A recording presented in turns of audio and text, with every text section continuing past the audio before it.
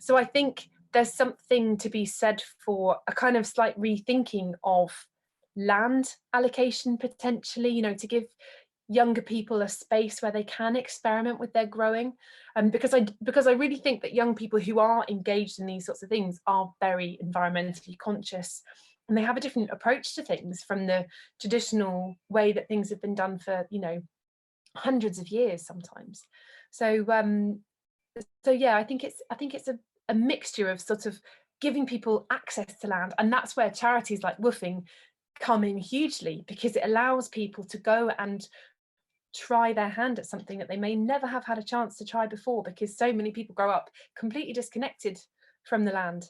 And so to be able to go and for no money, or, you know, just your travel costs, live and work in a space for sometimes as long as you like. I know people through the last couple of years who were living on the land as their only option of a home, really, because they had nowhere to go through pandemic. They lost all their work, and they've, well, one friend in particular who was living on the land, and she did that then, has now completely changed her career, and she's now a hedge layer.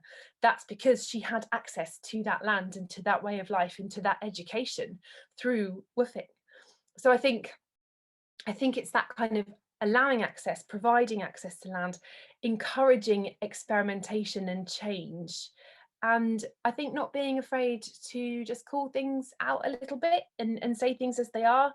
There's an idea, particularly in gardening, but maybe also in agriculture, that it can be a bit fuddy-duddy and a bit old-fashioned and maybe a bit twee. People think about gardening, they just think about wandering through runner beans and gathering them on a hot sunny day. Where actually there can be so much creativity and ecology and science and all these other amazing things in farming and in gardening.